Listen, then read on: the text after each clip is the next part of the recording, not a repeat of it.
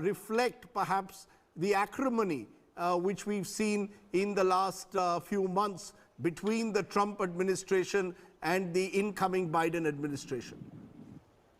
Well, I think it certainly reflects the attitudes of soon-to-be former President Trump and his administration. Clearly, he's felt quite isolated these last several days as he's been impeached for the second time now, a record in American history. However, I don't know that that same sense of division extends further into some of the Senate and House leadership across the aisle. You'll see today that members of both parties are seated here at the inauguration.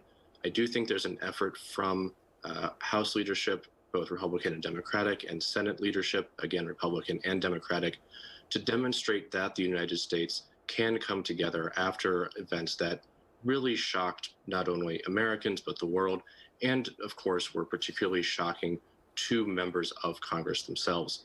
Having to run for your life and hide in a bunker is not an experience they are going to forget anytime soon.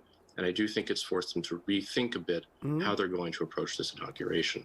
That is not obviously the only difference, but it's certainly one of them.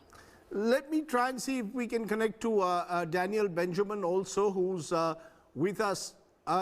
Jonathan Wachtel, Global Affairs Analyst, is with us. Jonathan, this is a time that President Biden, or incoming President Biden, has spoken of a time of unity and healing for America. Do you see the inauguration in that sense being part of this symbolic effort after what happened 2 weeks ago of an America finally trying to sort of look beyond the divisions and try to present a united front?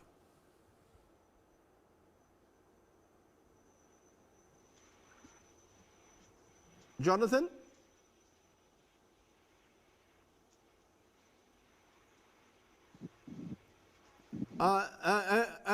Amiruk, would you agree with that as someone who's traced this US election for the last 3 months, this extremely divisive, acrimonious election? Do you see today as a day when perhaps a day of healing in a way, a day of unity for the people of the United States? To be honest, Rajdeep, I feel the last 4 years, right from I was about to come to that, President Trump's inaugural speech as he took over office was, the line was American carnage. Today's line is likely to be American healing. And in a way, Joe Biden set the tone last night where he mourned and he remembered collectively for all of America the 400,000 people who have lost their lives to COVID. So in a tragedy like this, there's also the opportunity to come together. I think that's the tone he struck. And it's interesting that, that it was done at the monument, and it was done by the pool of reflection, as he called it. And this is a time for America to introspect, to reflect, and eventually heal. And I think they have the right kind of man for that job. Joe Biden is universally known across party lines or support bases as somebody with genuine empathy. This is, empathy and Donald Trump were not friends. It's come to that point now where this is the only option, in fact, for the Americans.